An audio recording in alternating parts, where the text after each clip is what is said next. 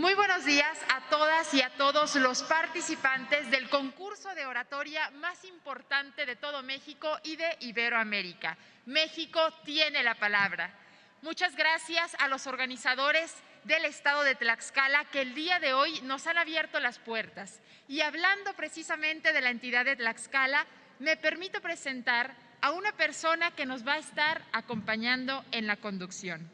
Es un gran orador, un gran líder que ha transformado aquí el estado mismo de Tlaxcala y que además fue campeón nacional de este concurso México tiene la palabra en el año de 2018. Recibimos, por favor, con un fuerte aplauso a Fabián David Ríos Temix.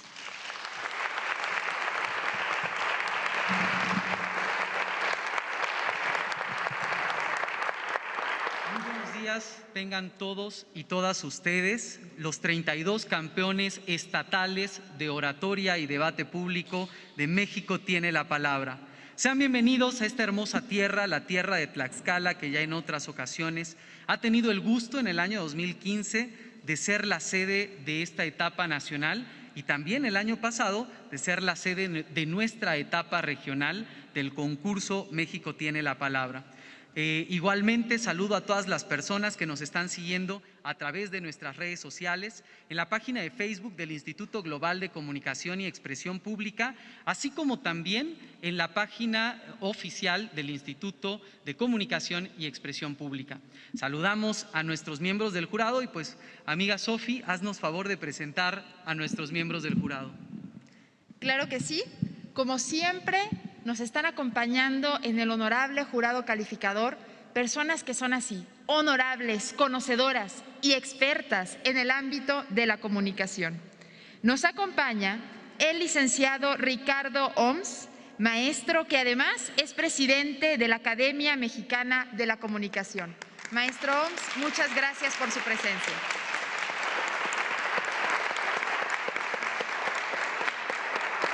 Desde luego, una gran mujer tlaxcalteca, campeona nacional estatal de oratoria, y ella actualmente desempeña el cargo de ser secretaria de Turismo aquí en el estado de Tlaxcala. Un fuerte aplauso para la maestra Edith Anabel Alvarado Varela.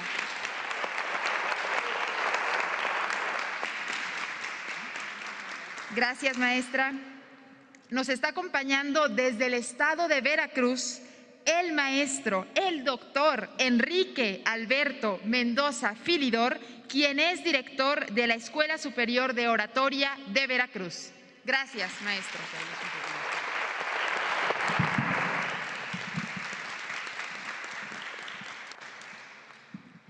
También está con nosotros la maestra María Luisa Flores del Valle. Ella es presidenta de la Alianza para la Educación Superior. Bienvenida, maestra.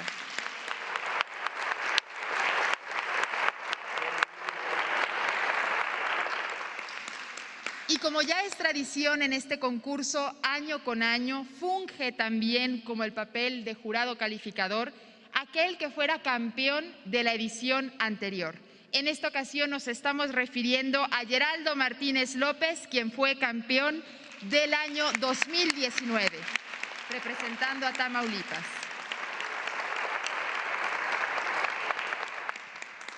Muchas gracias nuevamente por estar asumiendo este gran compromiso. Es un gran honor y desde luego queremos también agradecer, como siempre, al director del Instituto Global de Comunicación y Expresión Pública, al doctor Enrique Bustamante Martínez. Un fuerte aplauso para él por todo su liderazgo, por toda su energía, y a las personas que están en el equipo de producción y que están haciendo este trabajo posible.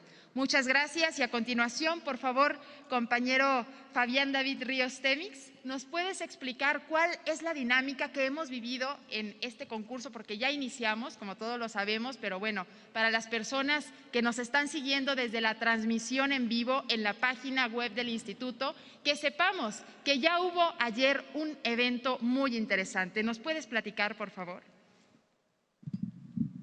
Claro que sí, amiga Sofi.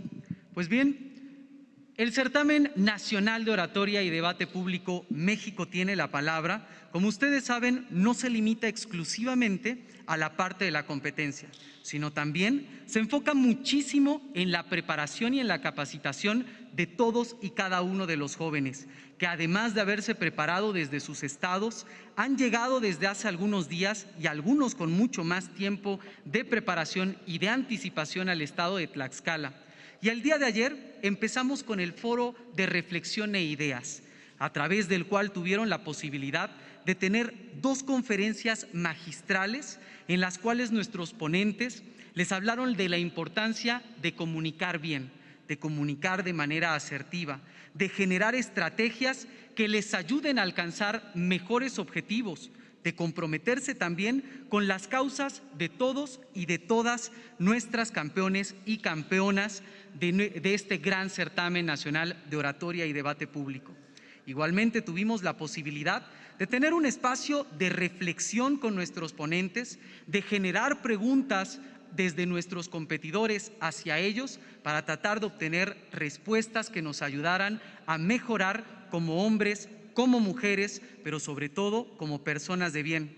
Y por supuesto tuvimos una cena con nuestro gran anfitrión, el gobernador del estado, Marco Antonio Mena Rodríguez, que el día de ayer dio su 4º informe de gobierno, convirtiendo este espacio y este escenario en un foro de reflexión e ideas, donde además el estado de Tlaxcala le abrió las puertas y le abrió los brazos a todos y a todas nuestras competidores.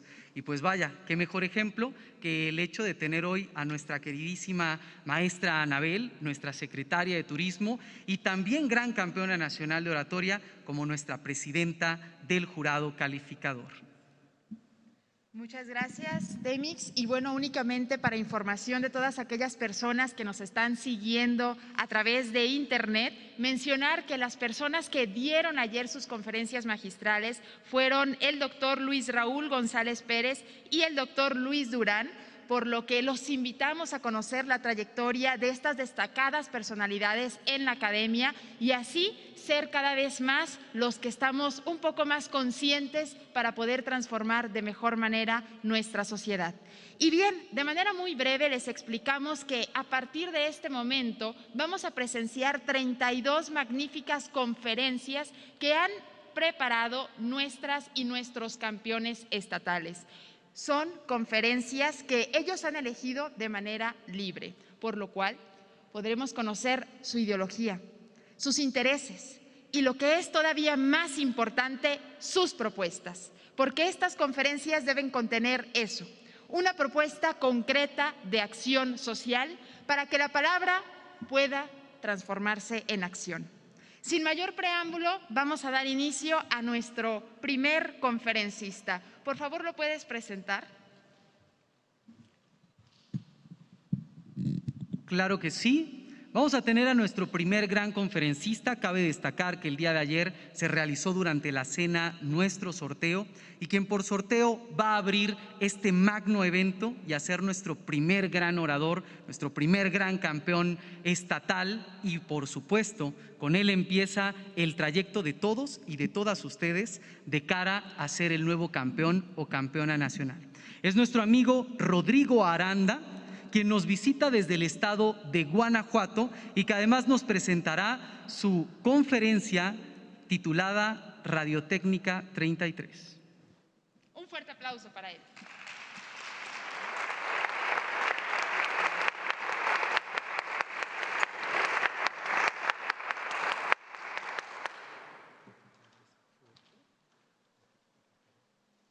¿Me puedo quitar la careta?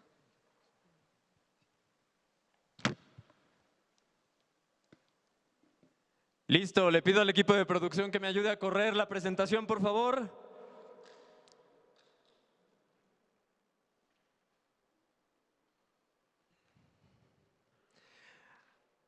Antes que todo, quiero reconocer el valor de las personas que están detrás de todo este evento, quienes nos han ayudado a que esto surta efecto. Un fuerte aplauso para ellos, por favor. Espero que esto no me esté contando como tiempo de mi conferencia. La traigo bien medidita.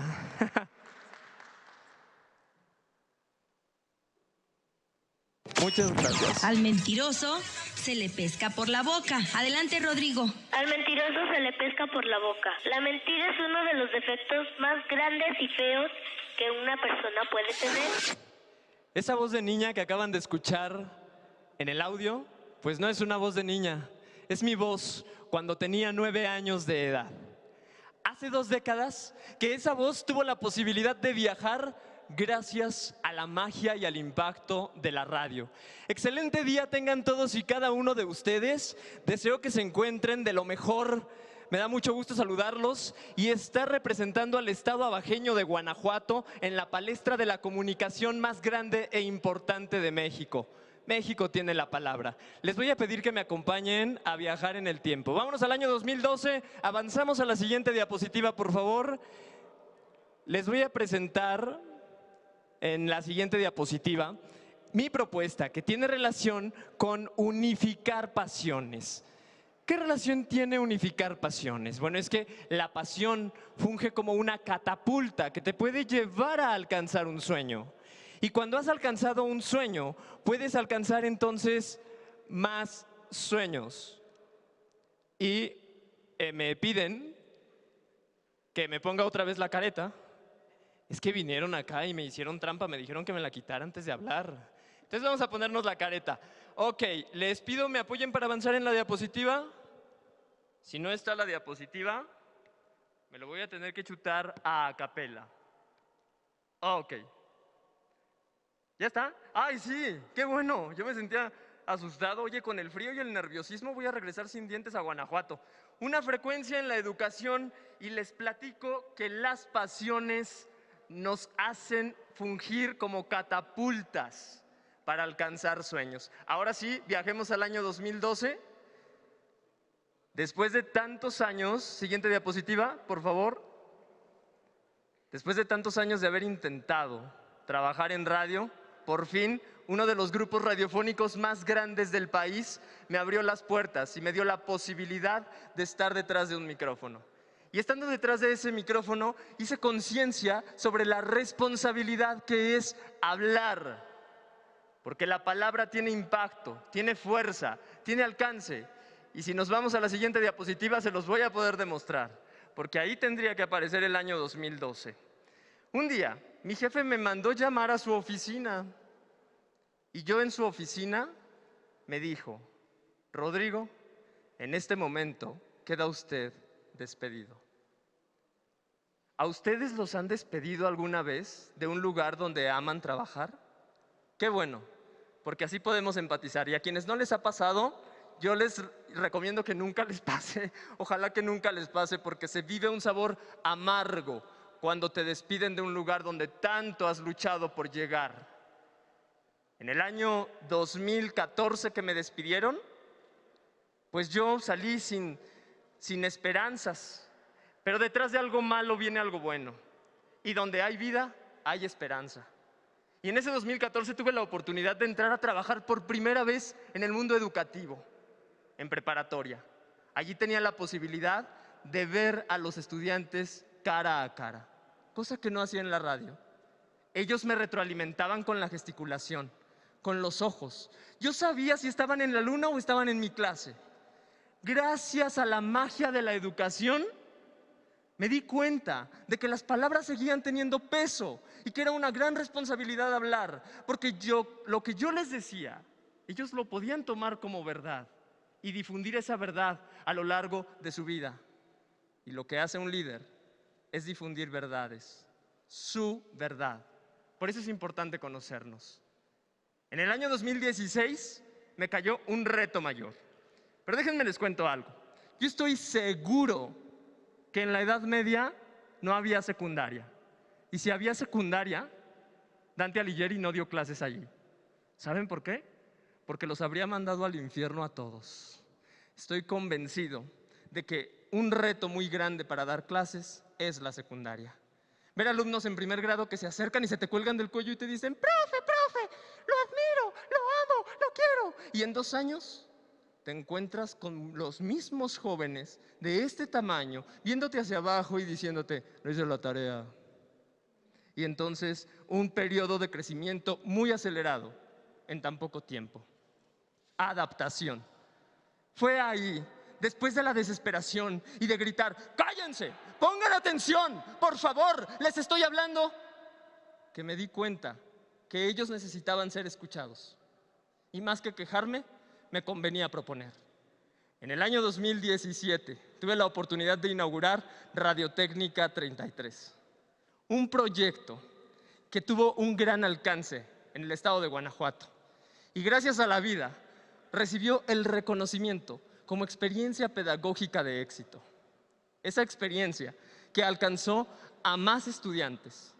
Durante 3 ciclos escolares preparamos a 3 generaciones diferentes, 40 estudiantes. Y que quede claro, esta plataforma no quiere formar locutores. Quiere concientizar sobre la importancia de la comunicación, sobre la importancia de la palabra. Aquello que yo no tuve a los 9 años cuando hablé a la radio, la conciencia del peso de tus palabras. Tiene el efecto de que cada participante de Radiotécnica 33 se conozca, porque conociéndote, aceptándote, avanzando, es que puedes ser un líder de éxito, contagiar a otros líderes, porque se empieza trabajando desde un pequeño contexto. ¿Y saben qué? En este año, la pandemia nos azotó y trabajamos desde casa gracias a las plataformas tecnológicas.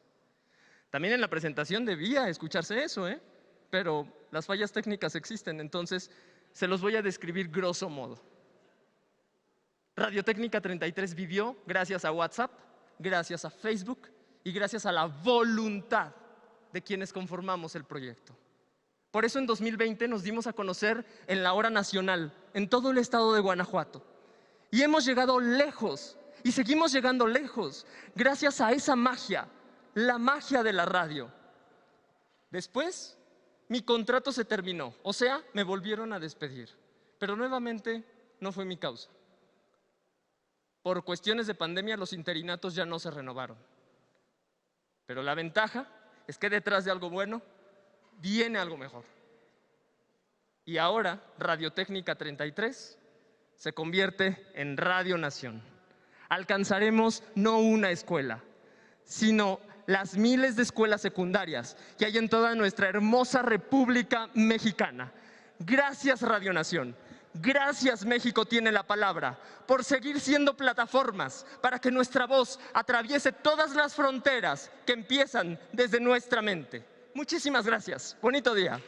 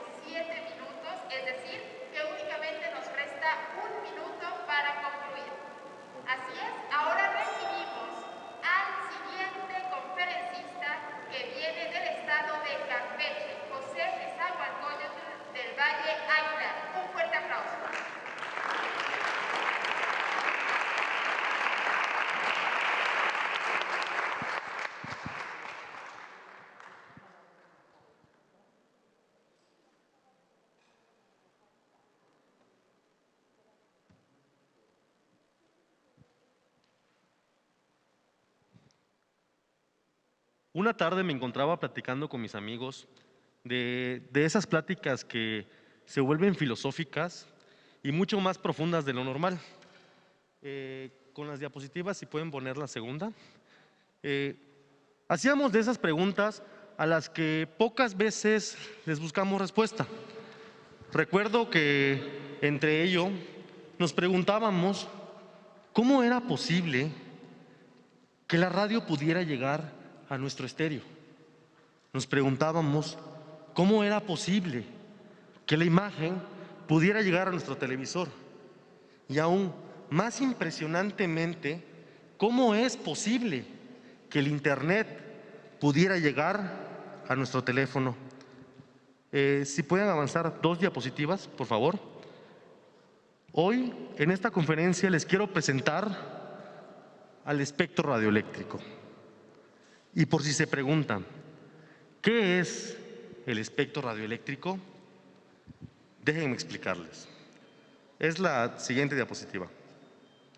El espectro radioeléctrico es un recurso natural, sumamente escaso, pero de un grandísimo valor para cada uno de nosotros. Para entenderlo mejor, imaginemos esto. Imaginemos que estamos rodeados completamente de vibraciones y estas vibraciones están alrededor de todo nuestro cuerpo y en absolutamente todas partes. Estas vibraciones están llevando y trayendo nuestra información. Para entenderlo mejor, quiero que entendamos que estas vibraciones están con nosotros todo el día, desde en la mañana para encender el televisor, como en el camino al trabajo o a la escuela, con la señal que llega a nuestra radio. Siguiente diapositiva. El espectro radioeléctrico es como un camino con varias carreteras de distintas velocidades, como lo sería la velocidad de frecuencia. Vamos a encontrarnos carreteras de velocidad baja, como lo sería la radio, carreteras de velocidad media, como la televisión, carreteras de frecuencia alta, como el Internet, y aún más veloces, como lo sería el 5G. ¿Se imaginan qué pasaría con nuestras carreteras si no existieran señalamientos o una ley vial? El desastre que sería transportarnos. Lo mismo pasaría con nuestra información sin una buena regulación del espectro radioeléctrico. La siguiente diapositiva, por favor. Veamos esta imagen y preguntémonos, ¿cómo sería posible llegar a todos esos lugares que la geografía nos lo impide? Gracias al espectro radioeléctrico. Gracias al espectro radioeléctrico, los hospitales pueden recibir tratamientos oportunos para enfrentarse a las nuevas enfermedades todos los días.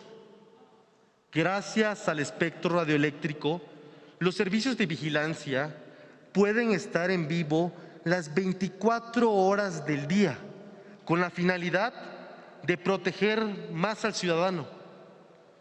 Pero yo quiero hablarles del otro lado de la moneda. En lugares así, también viven niños y niñas como Sarita Ramírez. Hoy, Sarita Ramírez ya no tiene el acceso a la educación. Hoy, Sarita Ramírez encuentra las puertas de su escuela cerradas, pero también encuentra como la mayor de sus barreras el que su familia no pueda pagar el Internet. Siguiente diapositiva. Las familias mexicanas se enfrentan a costos altísimos en servicios de Internet y un deficiente acceso en servicios de telecomunicaciones. Y esto es lamentablemente así. Siguiente diapositiva. Y esto es lamentablemente así porque el territorio nacional carece completamente de competitividad. Gracias. Carece completamente de competitividad en el uso de banda del espectro, las carreteras. Las mismas empresas de siempre nos están monopolizando y están convirtiendo de las telecomunicaciones un privilegio que no todos podemos pagar. La lucha de México ahora ya no es solamente por la tierra. Las comunidades que incansablemente por tantos años han luchado su derecho a la tierra, ahora lo tienen que hacer por su espacio aéreo, para que el espectro tenga un espacio para sus voces. Si no corregimos la política fiscal sobre el uso de banda del espectro, haremos de estas zonas rurales comunidades inservibles, sin absoluto desarrollo tecnológico, ni económico, ni científico. Estas comunidades hoy se enfrentan contra el analfabetismo y el día de mañana lo harán contra el analfabetismo digital, donde la mejor herramienta para esa lucha es la buena regulación del espectro radioeléctrico. Recientemente nos encontrábamos propuestas legislativas de un aumento hasta en el 70% de impuestos en el uso de banda del Internet. ¿Se imaginan que nos quedemos sin Internet? Porque no podemos pagarlo por una mala regulación. ¿Qué pasarían con nuestras fotos? ¿Qué pasarían con nuestros amigos? ¿Qué pasaría con nuestra información? Hoy les quiero hacer una pregunta, y es: ¿qué México queremos del mañana? ¿El de un gobierno y sociedad que usó el Internet para convertirlo en un privilegio de las clases medias y altas del país por no regular las privatizaciones? ¿El México que se olvidó de garantizar la libertad de expresión a todos aquellos que siempre han sido callados? ¿O seremos el México de las oportunidades? Ese México que a todos nos enchina la piel. Hoy me siento feliz de estar aquí y que cientos de personas puedan vernos en este concurso. Pero tengo el sueño de que algún día millones de personas desde sus comunidades rurales puedan estar con nosotros. El futuro de México ya se está escribiendo y ese futuro depende de lo que tú hagas ahora. Muchas gracias.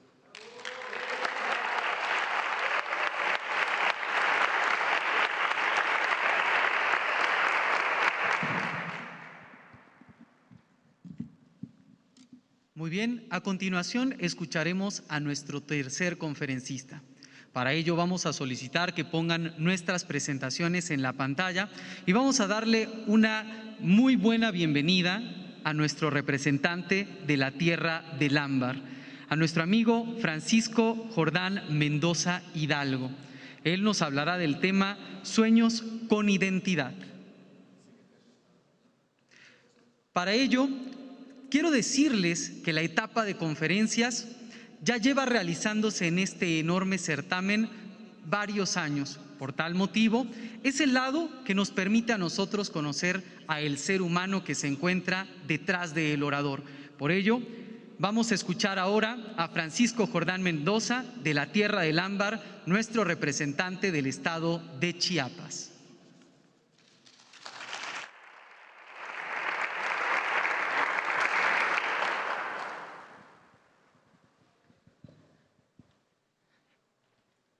En el otoño de mi primavera, Manuel Hurtado nos da una gran lección de lo que son los sueños. Los sueños son esa construcción que nosotros hacemos desde pequeños, que luchamos por ellos y que algún día estamos dispuestos a alcanzar. Sueños con Identidad es una conferencia que nos habla sobre la importancia de las características de los sueños de cada uno de nosotros. Desde pequeño yo, por ejemplo, soñaba con vestirme de Dr. Simi. Un ejemplo chusco, pero era mi sueño. Entonces, así se construyen los sueños con identidad. Cada uno de nosotros, cada uno de la gente que nos escucha desde la comodidad de su casa, tenemos sueños, sueños que nos ayudan a crecer. Pero estos sueños, a veces, cuando hacemos un ejercicio de reflexión, nos encontramos o nos damos cuenta que están dañados. El siguiente punto, entonces, es entender que estos sueños a veces están enfermos. La siguiente diapositiva, por favor. ¿Recuerdan esta imagen? Hace un tiempo estuvo muy movida en redes sociales y como título tenía ¿Cómo curar una casa enferma? Y la casa enferma entonces era aquella donde habían espacios oscuros, donde habían grietas en las paredes, donde esas plantas estaban a punto de morir y esos eran los síntomas de una casa enferma. Entonces, ¿cómo curábamos esta casa enferma? Posteriormente haremos un ejercicio de reflexión. Pero un tema más importante es cuando las juventudes se enferman. Cuando esas juventudes que creemos que han sido por su misma edad hábiles, que han destacado, a veces también nos enfermamos como jóvenes. Y estas enfermedades muchas veces van acompañados con síntomas: la depresión, la ansiedad, la falta de compromiso, entre otras. Incluso la tristeza. Estos sentimientos muchas veces se explican a través de fenómenos psicológicos y es acá el punto neurálgico de mi conferencia. ¿Alguno de ustedes ha escuchado del puer eternus? En la mitología se le conocía como el niño Dios, ese que era eternamente joven, aquel que no pasaba y sobre todo no tenía una perpetuidad dentro del tiempo.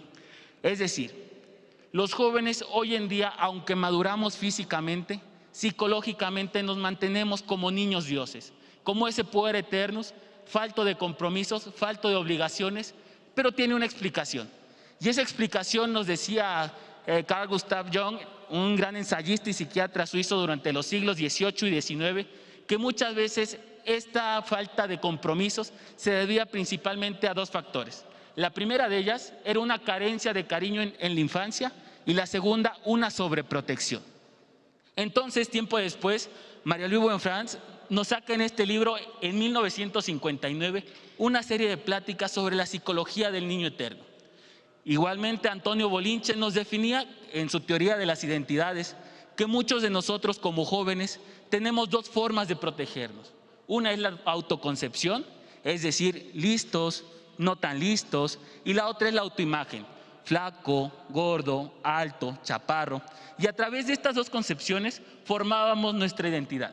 Y entonces el puer eterno se etiquetaba a través de 4 tipos. El primero, que se le llamaba seductor, que desarrollaba habilidades intelectuales y también tenía una concepción de una imagen a sí misma muy agrandada.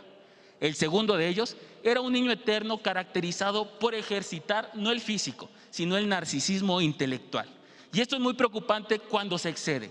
Efectivamente, estudiar, leer, adquirir habilidades intelectuales es bueno, pero cuando sobrepasamos esto, se llega a un narcisismo intelectual que nos convierte en un niño eterno porque creemos que nuestro único valor es nuestra mente, nuestro intelecto. Y entonces a partir de ahí empezamos a generar una serie de consecuencias no tan favorables para nuestra identidad. El tercer niño eterno era el servicial, el mayor y sobre todo el más noble, porque al creer que no tenía ningún otro valor, o que eran muy pocos, que no tenía un valor intelectual mayor o una imagen muy narcisista de él, desarrollaba a todos por igual. Entonces el puer eternus, a través de la sociedad, a través de los tiempos, esta autora nos dijo que este siglo precisamente, en estos años, esta tendencia sí iba a aumentar. Sí iba a aumentar por las mismas dos razones, por una falta de atención en la niñez o por una sobreprotección. Pero todo, como todo mal, tiene un remedio. Para las juventudes, en este sentido, también existen remedios. Y es que así como curar una casa enferma se podía a través de pintar, a través de componer las paredes, a través de regar las plantas, también la juventud podía curarse. Y fue precisamente Marie-Louise Buenfrance que nos decía que era a través de las habilidades, estas que se conocen como habilidades blandas, estas que no necesariamente son actividades intelectuales, pero sí que nos desarrollaban destrezas académicas y destrezas un poco más blandas y que tenían como compromiso el compromiso y ahora sí que una planeación eficiente desde el principio. Entonces, Marie-Louise Buenfrance nos decía que era a través del trabajo precisamente, pero de un trabajo meditado, un trabajo a través de estas habilidades blandas, y es así como surge una iniciativa en el sureste mexicano, precisamente en Chiapas, que tiene como nombre Centro Cultural Profesora Bartola Domínguez Meneses. Una institución privada, una institución carente de apoyos gubernamentales, pero que siembra algo en las juventudes, que es el compromiso por las habilidades. Y entonces a mí me tocó ser tallerista de guitarra y era tan padre ver a los niños llegar con su guitarra cargándolo bajo el hombro y decían, bueno, es que me canso porque no tengo apoyo del gobierno. Oye, esta es una institución privada y aquí el compromiso se valora por encima del respaldo innecesario. Hacer que la juventud se comprometa consigo mismo, hacer que la juventud se comprometa con la sociedad, son formas de alentar y sobre todo de desaparecer este niño eterno que tanto nos ha dolido. Este centro cultural empezó de esta manera. En la parte superior izquierda tenemos una imagen de su primer evento y era la presentación de un libro. Con escasas 5 personas en la presentación de un libro, nos encontrábamos frente a un reto enorme, que era llamar a las juventudes a la acción. Posteriormente, este centro cultural hizo un evento más grande y, como pueden ver en las diapositivas, en la imagen, tenemos la intención de crear en la juventud ese compromiso. ¿Y por qué los sueños no deben medirse? Porque, como ven en las imágenes, estas 3 formas, desde la más pequeña hasta la más grande, todo empezó acá, en una humilde casita, en un espacio cerrado de 5 por 5, en un patio donde no había más que tierra sobre donde se asentaban los niños. Ahí empezó todo. Es por eso que los sueños no deben medirse, porque cuando soñamos, nuestros sueños no tienen límites. Nuestros sueños, los límites no los ponemos nosotros. Y es por eso que los sueños no deben medirse, porque para algunos hay grandes, otros chicos, pero sobre todo debemos permitirnos soñar con identidad, porque la identidad hará que cada uno de estos sueños se cumpla en medida de nuestro sacrificio. Gracias.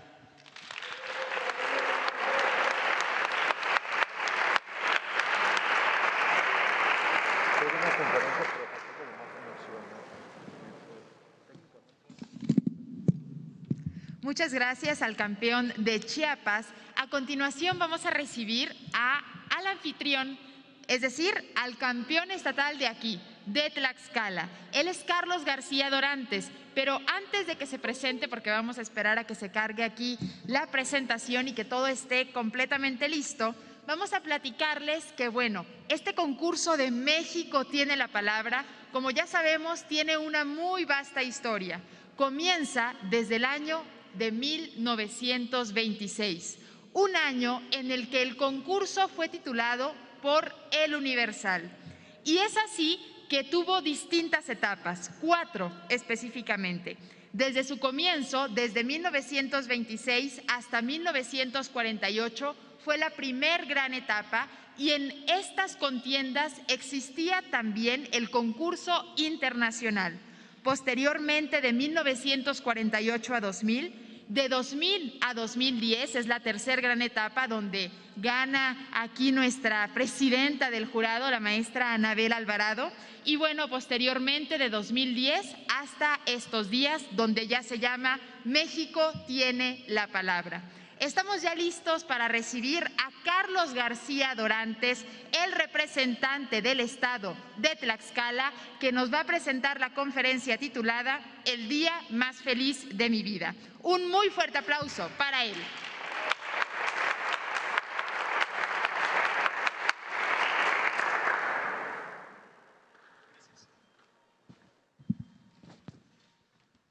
Muy buenos días tengan todos ustedes.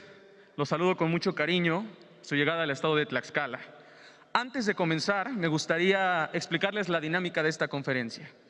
A todos ustedes, amigos y amigas que nos sintonizan en Facebook, Twitter, YouTube o cualquier red social, les voy a pedir que pongan un punto en la caja de comentarios cada vez que se sientan identificados con algo que yo les diga.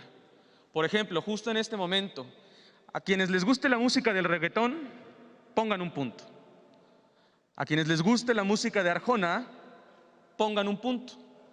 A todos aquellos que no puedan soportar la música banda, pongan un punto. El objetivo de esta dinámica es evidenciar que, a pesar de que nos dividen cientos de kilómetros, compartimos cosas en común. Todos ustedes, quienes han puesto un punto en esta transmisión, son una tribu. Y ahora sí, me gustaría comenzar mi conferencia trayendo a su memoria al Premio Nobel de Literatura Orhan Pamuk, quien en su libro El Museo de la Inocencia nos dice que en realidad no sabemos cuál es el día más feliz de nuestra vida mientras lo vivimos. Es solamente después, cuando vemos en retrospectiva hacia el pasado, que nos percatamos que efectivamente ese ha sido el día más feliz de nuestra vida, simple y llanamente porque creemos que no habrán de haber días mejores. Ese fue el día más feliz de mi vida, aquel en el que mis padres me vistieron de leoncito para participar en un festival de disfraces. Más allá de lo aparente de la fotografía, que es que yo estaba vestido de león, se pueden notar tres cosas. Uno, la felicidad que sentía al ser completamente auténtico, completamente yo, sin máscaras. Pero también el formar parte de un grupo, sentirme parte de una tribu. Al fondo, mis compañeros de la escuela se pueden ver también vestidos de animales de la selva, la cebra, el elefante, la jirafa. Y finalmente, que me sentía el líder de la manada, el rey león. Sin embargo, a partir de este momento las cosas empezaron a ponerse un poco complicadas en mi vida. Particularmente en la universidad, empecé a desarrollar una serie de compulsiones que me llevaban a hacer acciones que yo no deseaba, pero de las que no me podía zafar. Por ejemplo, sentía una gran frustración el tener que pisar las grietas que dividen el suelo en el asfalto. Me estresaba la idea de no poder subir las escaleras con otra pierna que no fuera de la izquierda y terminar con la izquierda. Me estresaba también el tener que presionar la cerradura 3 veces con dirección a los puntos cardinales antes de poder introducir la llave. Si alguno de ustedes que nos están viendo en esta transmisión ha pasado por algo similar, pongan un punto, por favor. En suma, lo que marcó mi universidad para siempre serían 3 cosas: estrés, una ansiedad y un nerviosismo constante que me acompañó, por una parte por querer volver a ser ese líder, por sentir que tenía de nueva cuenta una tribu. Y la verdad es que me fui aislando y la situación empezó a ser tal que comencé a perder cabello de manera desmesurada. Mis manos me temblaban cada vez más y me era sumamente difícil el poder controlarlo. Entonces mi madre me sugirió que fuera al médico para saber qué es lo que ocurría. Él mismo me recetó una tomografía y recuerdo perfectamente esos minutos al estar en la cama, en la plancha, a punto de ser metido en el tomógrafo, recibiendo las instrucciones a la distancia del médico, y lo único que podía pensar en ese instante era: ¿qué había de malo en mí? ¿Qué es lo que ocurría en mi biología, en mi cerebro, en mi organismo, que me hacía sentir de esta manera? Pero el momento de mayor estrés en mi vida fueron esos 60 segundos previos a saber los resultados. Recuerdo muy bien cómo el doctor me dijo: pasa a mi consultorio, me estrechó la mano, me miró de manera fija, me sentó enfrente de su escritorio, tomó el cajón del lado derecho del mismo, sacó los resultados en un sobre, procedió a ponerse los lentes de fondo de botella, los abrió, los leyó, los analizó, los volvió a leer, se quitó los lentes de fondo de botella, me volvió a ver de manera fija y me dijo: joven Carlos, usted no tiene absolutamente nada en su cabeza. Y en ese momento lo comprendí, que todos nosotros solemos creer que los trastornos mentales tienen su problema ahí en la biología, en nuestro cerebro, cuando realmente las causas podrían ser otras.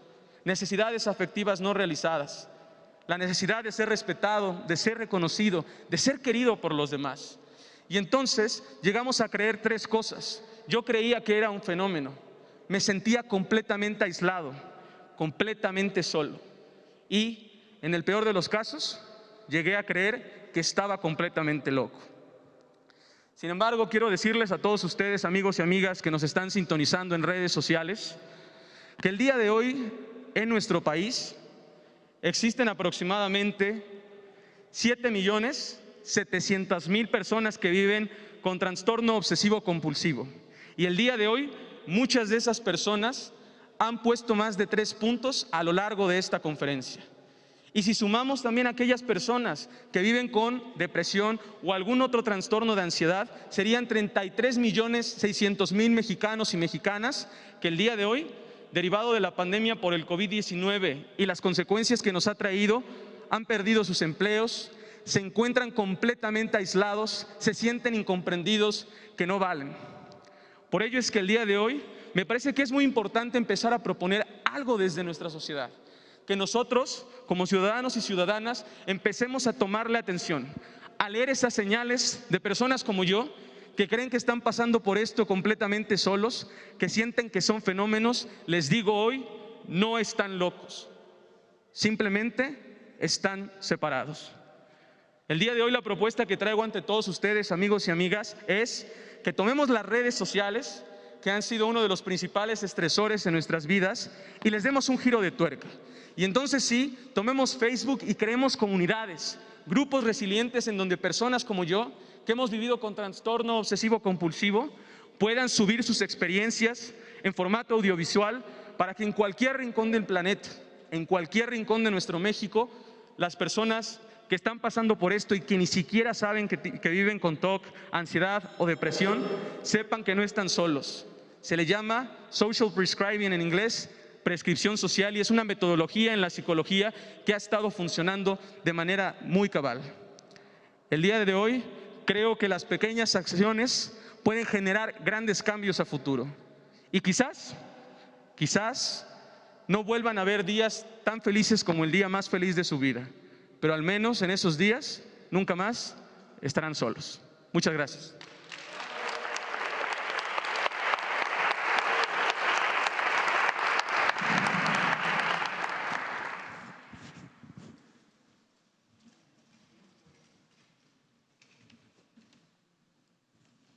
Gran conferencia de nuestro representante del estado de Tlaxcala, pero en esta ocasión nos corresponde recibir también con un caluroso aplauso a nuestro amigo que viene de la región más transparente del aire. Desde Milpalta, en la Ciudad de México, vamos a recibir a nuestro amigo Pablo Enrique Barreda Delgado.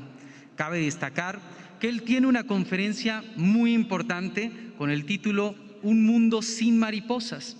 Y pues prácticamente también podemos destacar que él es estudiante de la licenciatura en Historia en la Universidad Nacional Autónoma de México. Por tal motivo, escuchamos a nuestro amigo Pablo Enrique Barreda Delgado, el campeón de la Ciudad de México.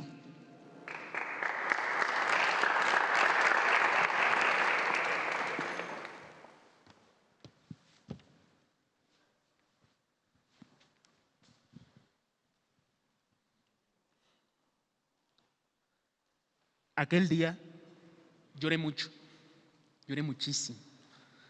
Había leído una noticia que con letras grandes, enormes, decía que el 53% de la mariposa monarca desapareció de su asistencia a los santuarios en Michoacán.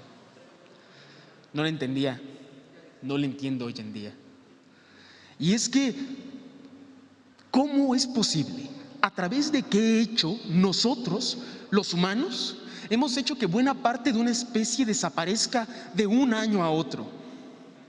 No lo entiendo. Y por primera vez pensé que podía haber un mundo sin mariposas. Pero ¿cuál es la gravedad del asunto? Y es que un mundo sin mariposas, un mundo sin abejas, un mundo sin coral, un mundo sin bosques, es sencillamente un mundo inviable. Como humanidad, necesitamos de los insectos polinizadores porque son piedras fundamentales de la agricultura. Necesitamos de los corales porque aportan buena parte del oxígeno que hay en el mundo y encima son responsables del 40% de los bienes alimenticios que consumimos en zonas costeras y ultraterrenas.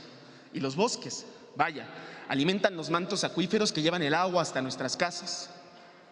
Y todos y cada uno de ellos están siendo depredados. Esta realidad me lleva a recordar una anécdota.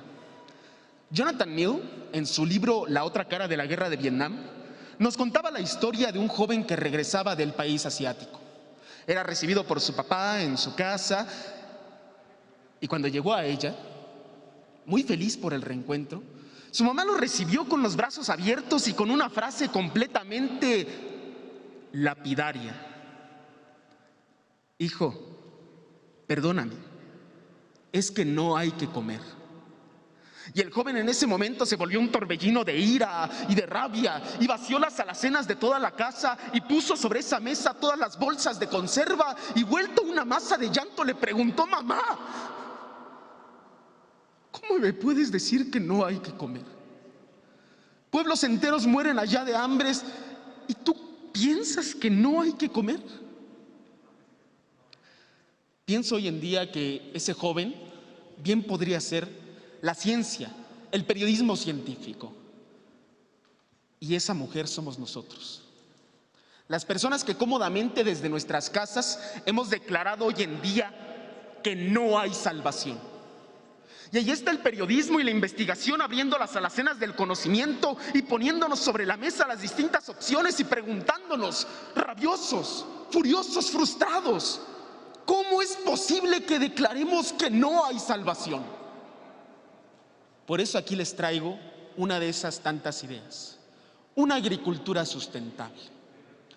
Pero esta no es una idea nueva, la hemos visto también allá, en el país asiático de Bangladesh, quien después de unas graves inundaciones pudo renovar su agricultura.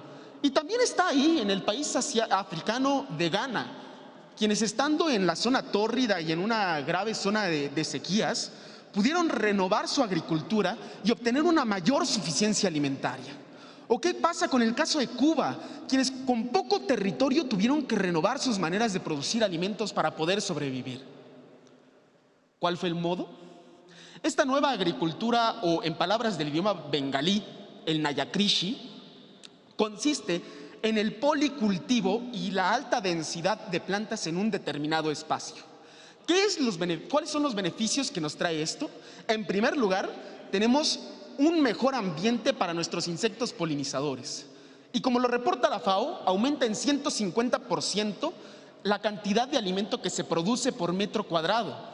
Además, también este es el principal medio para tener una agricultura sostenible para toda la vida, para la eternidad. Pero ¿cómo vamos a lograr esto? Y es que los grandes cambios que les estoy hablando no son excluyentes de las grandes naciones y de las grandes estructuras, no. También lo puedes hacer tú. Sí, tú empresario, tú profesionista, tú persona que como cualquiera otra está profundamente preocupada de esta realidad.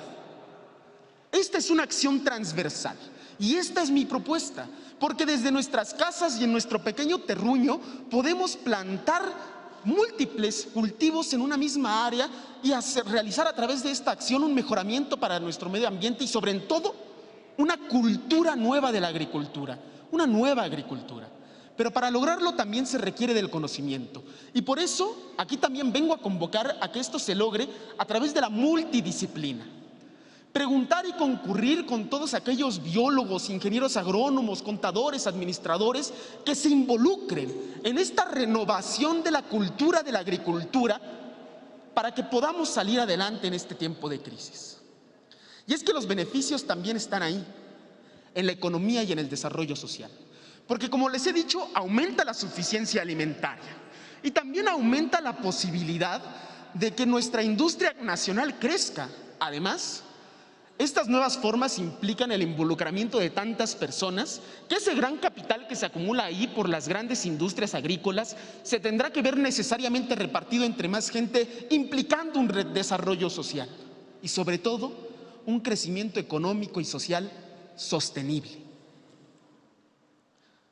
Por eso esta es mi convocatoria, una multidisciplina sostenible.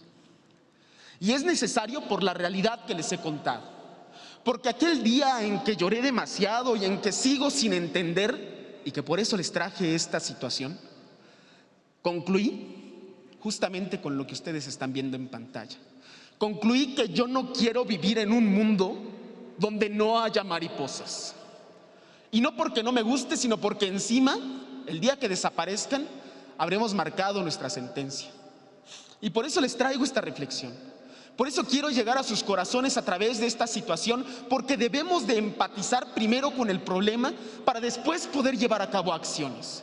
Y esta es una de tantas opciones que podríamos encontrar. Ustedes tienen la libertad de elegir la que más les parezca correcta, pero tenemos que llevarlo a la acción.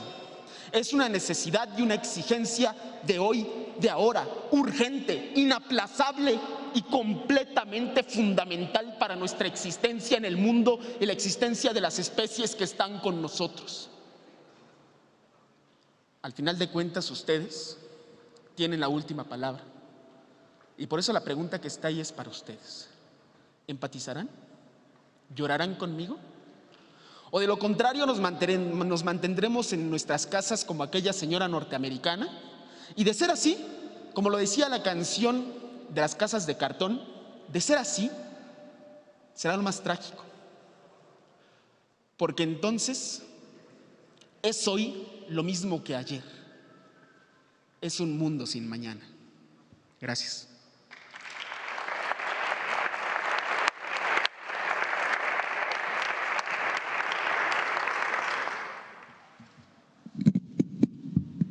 Muchas gracias al representante de la Ciudad de México. Como nosotros nos podemos dar cuenta, efectivamente las conferencias son con una propuesta social. Todas abordan una problemática concreta y bueno, en este caso el desarrollo sustentable es lo que se vertió, pero sabemos que también es un tema que nunca va a terminar de debatirse, pero nunca va a ser tarde para hacer pequeñas y grandes acciones en favor de él. A continuación, nos va a acompañar un participante que viene de un estado que alberga una de las playas más emblemáticas de todo México, de las más reconocidas tanto nacional como mundialmente. Nos estamos refiriendo a Los Cabos y viene, por lo tanto, el representante de Baja California Sur. Recibimos con un muy fuerte aplauso a Juan Carlos Cortés Lozano.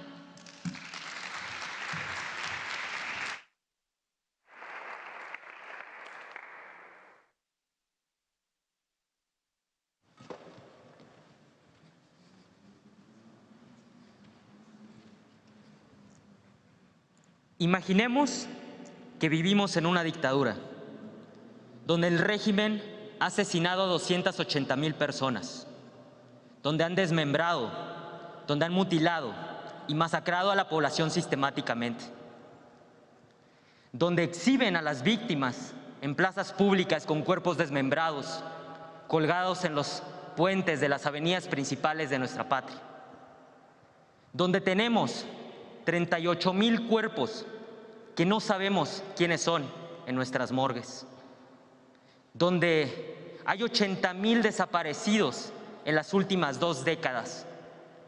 Imaginémoslo.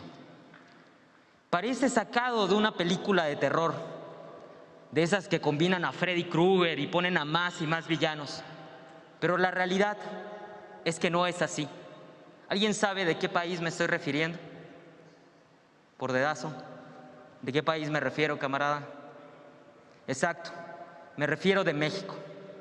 En México somos una democracia desde el año 2000, una débil democracia. O como mencionara Antonio Scherzler, profesor investigador del CIDE, una democracia violenta. Una democracia que nos ha traído muchas desgracias. Vivimos en un país sumamente violento. La violencia es parte de nuestra vida. La violencia está presente en cada uno de nuestros momentos al grado de que ya la hemos normalizado. Y el problema de los desaparecidos es el principal problema al que nos enfrentamos. ¿Por qué? Porque es una negación a todos los derechos de la persona. No sabemos dónde están. Es un limbo entre la vida y la muerte. Es un estado donde se niega lo humano para pasar a lo inhumano. Y es de ahí la relevancia del tema que nos hace preguntarnos, ¿dónde están? Estos rostros que ustedes pueden ver en la pantalla representan el rostro de la peor crisis humanitaria que atraviesa nuestro país. Es el rostro de jóvenes, es el rostro de personas que tenían un sueño y que hoy en día no sabemos dónde están. Y es por ello la relevancia en la cual yo planteo mi tema, que es el derecho a ser buscado, desaparecidos en México. Yo soy Juan Carlos Cortés Lozano, soy del estado de Baja California Sur, y hasta el mes de julio teníamos más desaparecidos que muertos por COVID. Pero a pesar de eso, el gobernador de nuestro estado salió a presumir que éramos un estado seguro.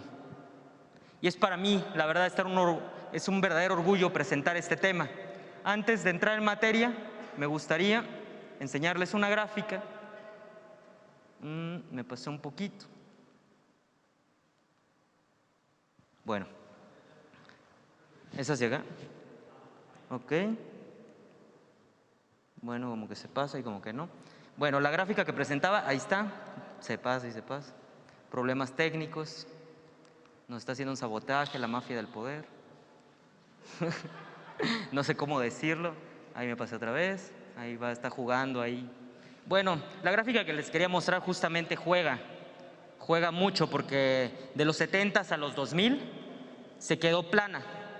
Pero justamente en el año 2006, que ya me apareció, me hizo el favor de aparecer, va aumentando. Este aumento súbito en las desapariciones tienen un nombre y es el nombre de la guerra civil económica que ha vivido nuestro país. Esa llamada guerra contra el narco que inició Felipe Calderón en el año 2006. Y de ahí solamente fuimos en ascenso. Hay años donde podemos ver menos, hay años donde podemos ver más. Se disparan en el año 2017, siendo el Estado de México y Jalisco los que viven la peor crisis que tenemos. En este año, en el 2020, ha habido muchos esfuerzos y ha disminuido un poco, pero la problemática sigue. La problemática todavía sigue presente. Y es precisamente bajo esta problemática que yo me planteé 4 problemáticas que yo veo fundamentales sobre este tema. La crisis forense, la revictimización, las leyes e instituciones débiles y la indiferencia social. Primero, hablar de la indiferencia social. De acuerdo con diversos autores que hablan del tema sobre el narcotráfico, nos dicen que se necesitan 3 cosas para que esta problemática se perpetúe. La primera es recursos económicos, la segunda es personal y la tercera es el silencio. Necesitan recursos económicos para hacerse de los bienes y servicios que les van a ayudar a llevar a cabo sus objetivos. Necesitan personal para ser operativamente eficaces y llevar a cabo sus objetivos. Y necesitan el silencio, porque al cometer hechos delictivos no se les denuncie y puedan seguirse perpetuando dentro de la impunidad. Y es precisamente lo que ha pasado en México. Este problema se ha normalizado al grado tal porque hay un imperativo moral que se ha aumentado, que se ha incentivado desde las altas esferas gubernamentales. Por ejemplo, en el año 2006, Felipe Calderón nos decía que no había de qué preocuparnos de esta problemática. ¿Por qué? Porque se trataba de un problema entre maleantes. Solamente era un problema de ellos. Por el otro lado, Enrique Peña Nieto nos decía que era un problema entre malos que íbamos a resolver nosotros los buenos. Entonces, fue básicamente a través de esa narrativa que le llegó desde lo más alto hasta lo más bajo que nosotros hacemos un imperativo moral ante quien sufre una desaparición y las metemos dentro de la categoría de las víctimas culpables. Es decir, en algo andaban. Esto desalienta la movilización social y la falta de empatía que podamos tener hacia esta problemática.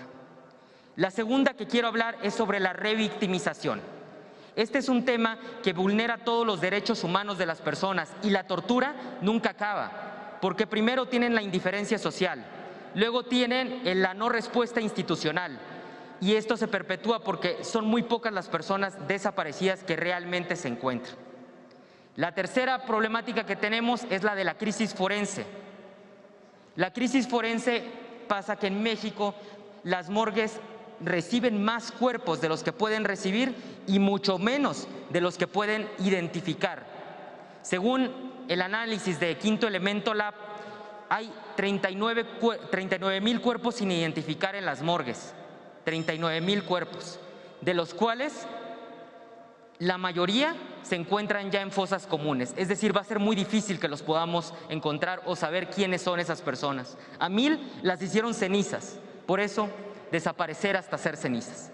Y la otra es las leyes e instituciones débiles que tenemos. ¿Por qué? Porque no hay una respuesta eficaz de las mismas. Son muy pocas las carpetas que se judicializan. Hay un conflicto hasta de ego entre las comisiones de búsqueda y las procuradurías, de las cuales más bien tienen una lucha de egos porque se piensan vistas entre ambas, se denuncian entre ambas, no hay una colaboración institucional, hay un conflicto de choque que a quien más perjudica es a las víctimas. Y ante toda esta problemática que yo me planteo es que hago mi propuesta, que es el constitucionalizar el derecho a ser buscado, porque considero que esto nos va a ayudar a resolver las grandes 4 problemáticas que tenemos. ¿Por qué? Porque obligaría a quien esté en el poder el no seguir con este discurso. Permito que se me pueda subir porque perdí tiempo en lo de las diapositivas. Porque atacaría primero a la indiferencia social porque prohibiría esa narrativa impulsada desde el poder de que son víctimas culpables, de que algo andaban. Por el otro lado, ayudaría a tener esta colaboración entre las instituciones para que no haya un choque. Y por el otro lado, ayudaría a inyectar más recursos a las morgues para poder garantizar que esos cuerpos, esos 38,000 cuerpos que no sabemos quiénes son, puedan ser identificados. Y es por eso que yo estoy orgulloso de proponer el derecho a ser buscado, porque vivos se los llevaron y vivos los queremos. Muchas gracias.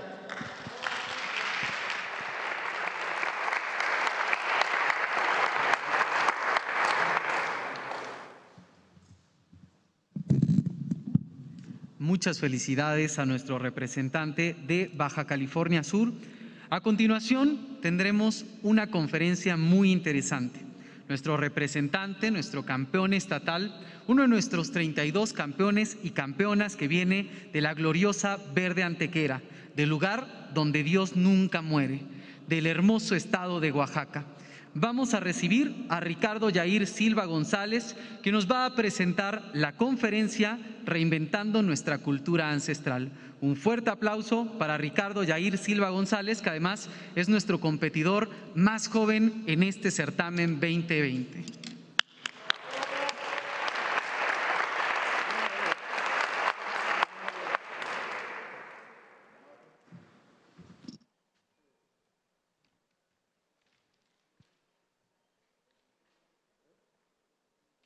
Muy buenas tardes, hermanas y hermanos de la palabra.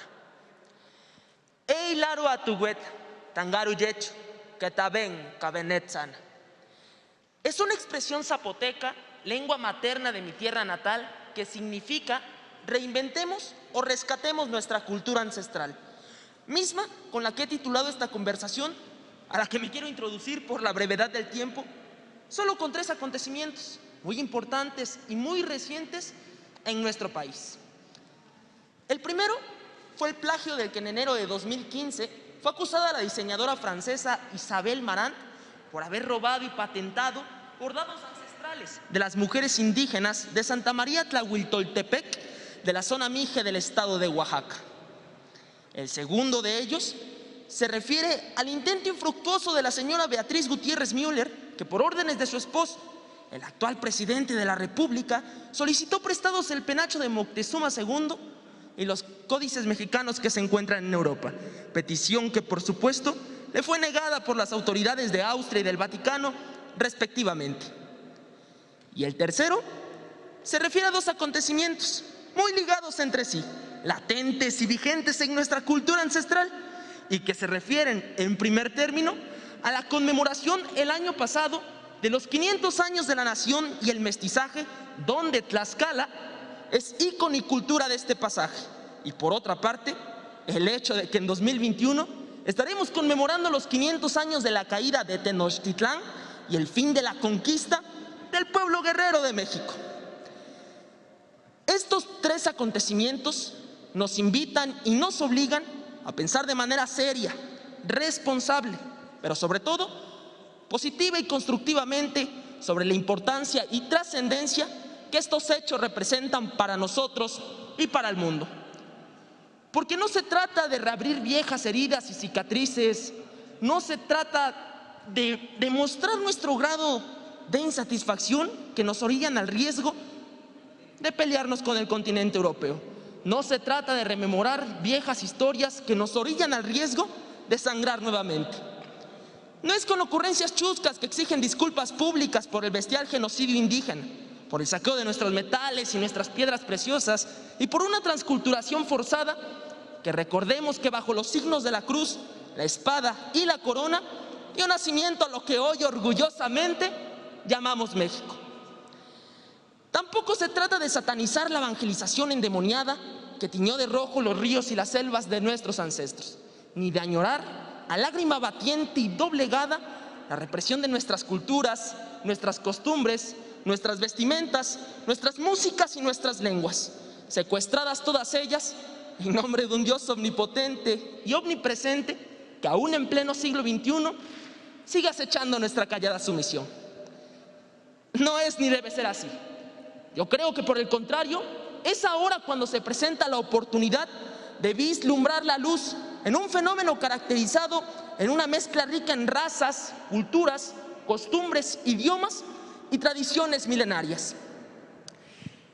Bien lo dijo el historiador tlaxcalteca Armando Díaz de la Mora, El pasado no puede cambiarse, pero el futuro sí. Y en nuestra ignorancia histórica, lejos de seguir descalificando este penoso desencuentro, lo verdaderamente importante es trascender a la historia y ver hacia el futuro que nos llene de orgullo por lo que somos hoy, pero particularmente Tlaxcala, una fecunda de la histórica Nueva España. Es precisamente aquí donde Tlaxcala juega un papel mágico y fundamental, porque hay que reconocer, Tlaxcala fue protagonista fecunda de la histórica Nueva España, pero también puede convertirse en la redentora y constructora de la nueva visión cultural de México.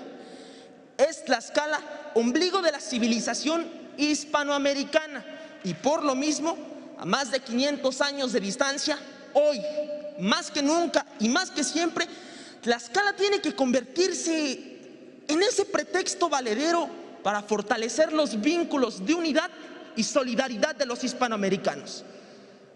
Hay que recordar entonces las sublimes palabras de Horacio Zúñiga. Tlaxcala tiene que convertirse en el nido donde el espíritu indomable de los Xicoténcatl, de los Atahualpa, de los Lautaros y de los Cuauhtémoc se sienten en la mesa del perdón y reconciliación con los Cortés, con los Pizarro y con los Almagro para construir un nuevo mundo, un mundo cobijado por la bondad redentora de Vasco de Quiroga, por el sueño inmortal de Bolívar, por esa espada luminosa de Morelos, por la fe inquebrantable de San Martín y por el verbo luminoso de Martí. Y a ese llamado estamos invitados todos. Pero, ¿qué es realmente lo que estamos proponiendo? La idea es precisamente esa: convocar en Tlaxcala, ombligo de la civilización hispanoamericana, convocar año con año y de manera permanente a los pueblos hermanos de Latinoamérica para que junto con los hispanos se pueda convertir en una América nueva, donde en un cercano porvenir se convierta en la principal protagonista de la historia de un nuevo mundo. Y por supuesto, este encuentro no solo tendrá beneficios para este estado, sino para todo México, para Latinoamérica y para Europa, ya que permitirá el intercambio y consolidación de nuestras culturas, de nuestras costumbres, de nuestras lenguas, de nuestras vestimentas, de nuestra gastronomía, de nuestra economía y por supuesto de nuestro espíritu fraterno. Ahora imaginemos, una vez montados en este escenario, imaginemos que este banquete, soñemos que podamos invitar a Moctezuma II luciendo su penacho. Sentémonos en esta mesa junto a los tlacuilos para que nos narren sus códices. Invitemos a los diseñadores, a todo aquel que esté dispuesto a ofrecer al mundo nuestra riqueza cultural. Hoy, Tlaxcala está llamada a reinventar y rescatar el sueño imperecedero de Vasconcelos. Ese sueño en el que sí es posible la unión de todos los hombres en una gloriosa y fraterna quinta raza universal. Y a ese llamado estamos invitados todos, absolutamente todos, porque mientras exista un indígena tlaxcalteca, un indígena inca, un indígena maya, un indígena náhuatl, un indígena quiché o un indígena zapoteca, estará viva la raza de nuestros abuelos, estará viva la raza cósmica y la sublime raza de bronce de Vasconcelos. Amigas y amigos, digámoslo así, con orgullo, Tlaxcala, Eyequiaru, Xcuadi, Quecabene, Gula Queriu, Tlaxcala, Eyequiaru, Xcuadi, Quecabene, Gula Queriu, que Tlaxcala nos retorna al nido, al ombligo de nuestros abuelos. Muchísimas gracias.